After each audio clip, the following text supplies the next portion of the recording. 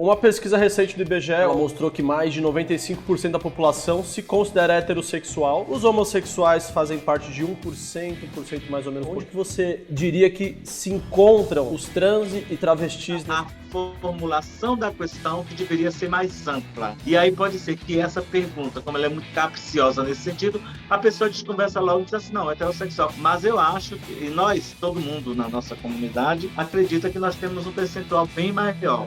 Você esteve recentemente no México para um evento e esse evento não pôde contar com a sua presença física, né? A gente não tem a dimensão, então, do tamanho que é o incômodo das pessoas cisgênero com a população transgênero. Nossa entrevistada de hoje está há mais de 32 anos como uma ativista do movimento LGBTQIA+, é presidenta da ANTRA e uma voz influente na causa. Keila Simpson, seja bem-vinda. Obrigada, Bruno. Obrigada aí a você pelo convite.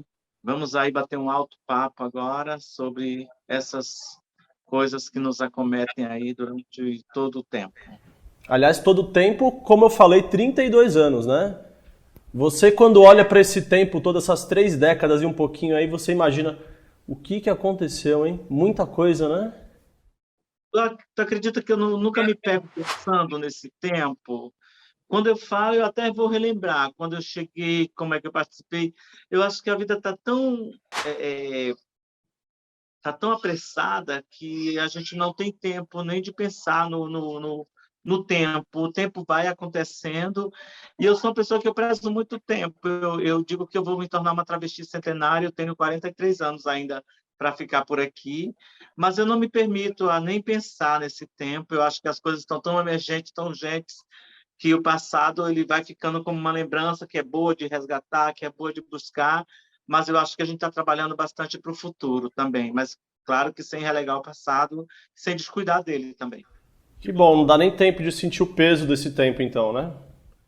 Acho que não, acho que na vida nossa, na minha e na de tantas outras pessoas que dedicam seu tempo para esse ativismo, a gente não vai ter tempo. É bom a gente futuramente pensar, talvez no futuro bem próximo a gente consiga parar, pensar, avaliar o tempo, mas eu acho que é preciso cada vez mais reconhecer o passado, claro, reconhecer e buscar de onde a gente veio, onde a gente se forjou, de onde a gente está se forjando, mas prever o futuro. Eu acho que o que a gente tem que pensar agora, nesse meio do caminho que eu estou, é prevendo o futuro. É um futuro melhor, com mais inclusão, com mais pessoas podendo sair livremente, com mais participação, com mais pessoas como eu, travestis, mulheres transexuais, homens trans, obviamente que desse universo LGBTQIA+, mas com mais pessoas participando, de fato, da sociedade e buscando e conquistando direitos. Muito bem. Aliás, a gente vai falar do tempo e a gente vai falar de um tempo recente nesse momento, porque eu queria já entrar com um assunto que talvez chamou bastante a atenção das pessoas que acompanham o seu trabalho e isso virou notícia mesmo, né? Você esteve recentemente, faz um mês, no México para um evento que é o Fórum Social Mundial e esse evento não pôde contar com a sua presença física, né? É verdade. Eu sinto muito pelo Fórum Social Mundial, de fato. Eu não sinto nem tanto pela minha deportação. De fato, não ter participado do fórum, não ter entrado no México para participar do fórum, deu muito mais notícia do que se eu tivesse entrado. Foi com que muitas pessoas que acabaram sabendo que eu estaria no México fazendo essa atividade. Eu fui convidada para fazer uma apresentação, apresentar o nosso trabalho que a ANTRA faz, e aí eu usei uma instituição que eu faço parte da diretoria, que é a BONG, na qual eu estou lá pela ABGLT. Então, esse pool de organizações proporcionou que eu estivesse no México, que eu fosse para o México participar do Fórum Social Mundial, né? E a gente tinha uma delegação de mais de 20 pessoas da ABONG, que é a Associação Brasileira de ONGs que eu faço parte. 19 pessoas foram no sábado e eu chegaria no domingo, né? Às 7 horas da manhã, com todos os documentos e requisitos que o governo mexicano solicita das pessoas que querem entrar no país. E, para minha surpresa, eu não entrei. Eles me retiraram da fila, me deixaram numa sala incomunicável. Aquilo que eu falei tanto para a imprensa um mês faz, foi o que de fato aconteceu. E aí acabei sendo impedida de exercer o meu trabalho. Então, para nós, pessoas trans, especialmente para mim, travesti, uma travesti que daqui a 3 anos completa 60 anos, ainda há essa impossibilidade de entrar, de transitar livremente pelo mundo. Aqui no Brasil já é comum a gente não transitar livremente, porque a gente tem que esbarrar na transfobia de todo dia, tem que desviar dos tiros, esbarrando aí nos preconceitos, mas a gente vai vivendo porque é a nossa praia. Mas quando isso acontece fora do Brasil, a gente acaba percebendo que o problema é muito maior do que a gente pensa. Mas deixa eu te perguntar uma coisa, usando aqui até uma expressão que você usou num vídeo que você fala sobre isso, burocracia estatal. Essa burocracia estatal, só para deixar claro para o público que assiste, isso acontece no Brasil? O nome social, a gente sabe que essa luta pelo nome social, isso já é uma das conquistas do movimento. Isso não teria acontecido aqui no Brasil, né? Claro que teria. Teria acontecido também? Claro.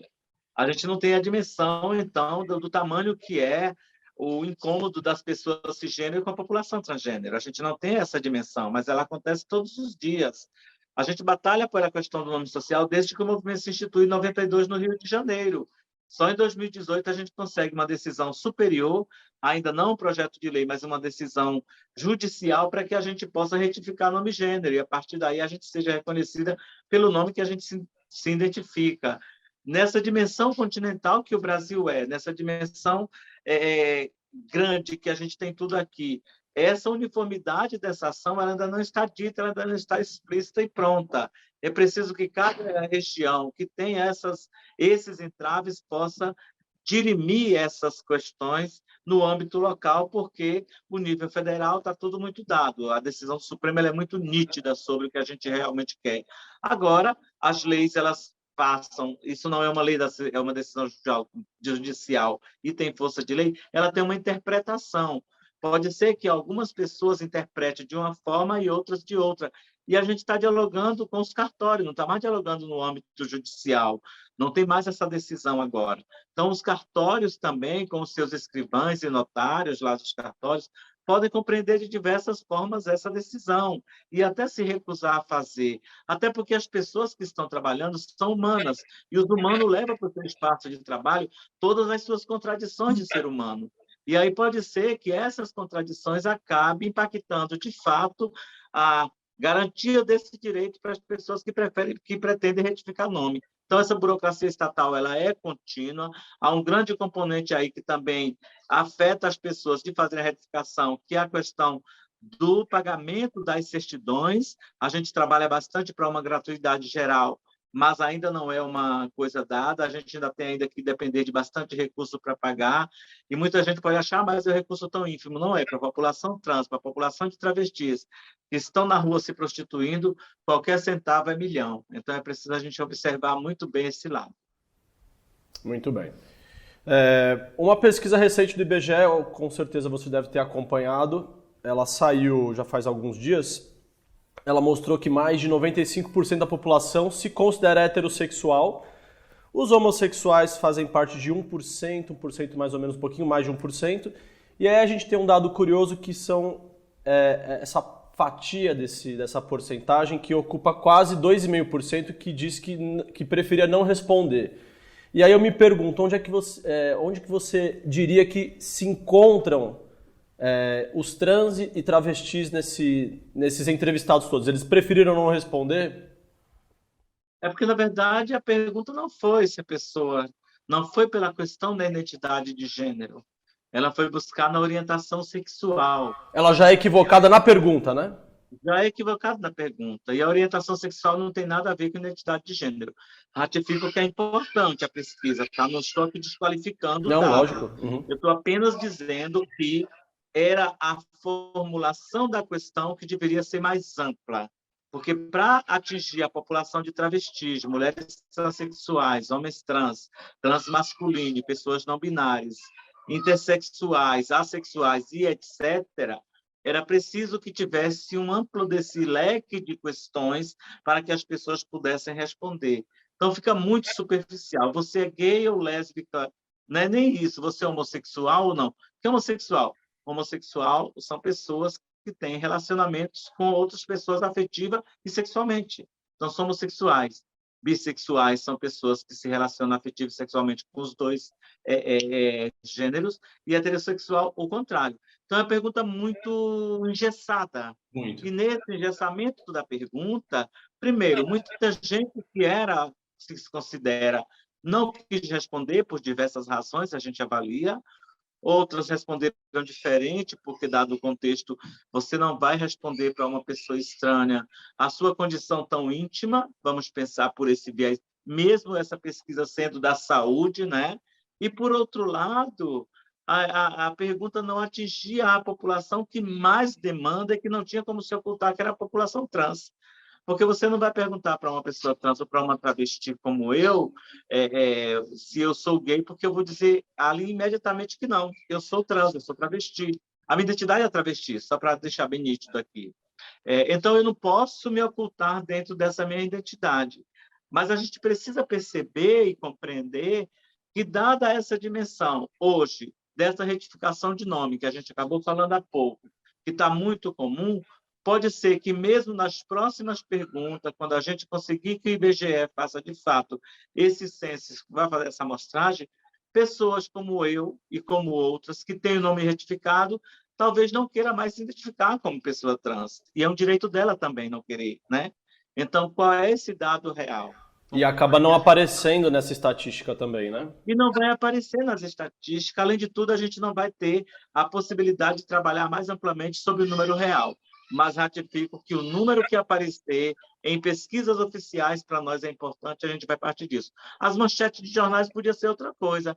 Ao invés de dar vazão à questão dos heterossexuais, que são grande maioria, podia dar da grande quantidade de homossexuais que tiveram respondendo positivamente o censo, mas ainda não foi o censo, não, a pesquisa.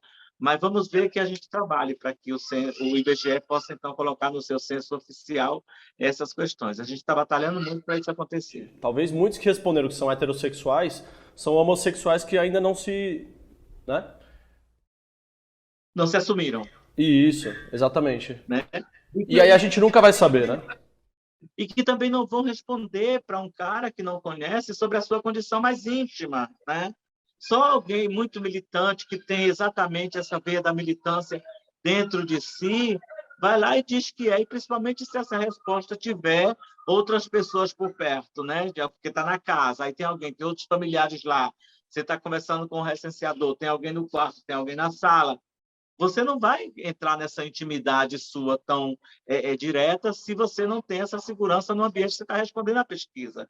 E aí pode ser que essa pergunta, como ela é muito capciosa nesse sentido, a pessoa desconversa logo e diz assim, não, é heterossexual. Por isso aquele número tão alto de 98, 97, enfim, que deram vazão.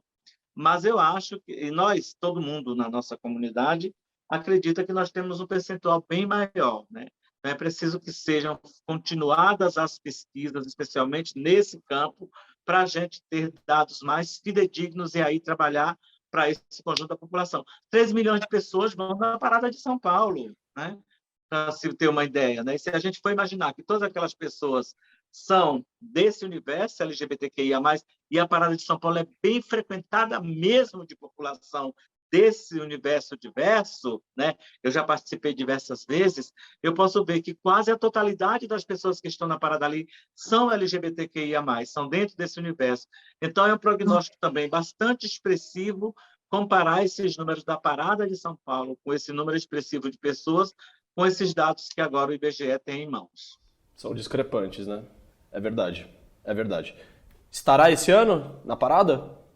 Eu estou prevendo, assim, chegar no dia 15 e voltar no dia 20. Eu estava em São Paulo aí essa semana e volto novamente para a parada. Keila, eu vou pedir só para você esperar um pouquinho, a gente já volta e continua nosso papo no próximo bloco. A gente já volta. Keila, você sabe que nós estamos no mês de junho. O mês de junho ele é marcado por ser o mês do orgulho LGBTQIA+. Qual é o seu maior orgulho? Eu tenho orgulho de ver que tem uma juventude que está vindo aí, que está com a garra e com a gana que a gente tinha, e que isso não vai voltar para trás. Até os reality shows estão ensinando, né? Não só nos realities, mas nas próprias novelas, né?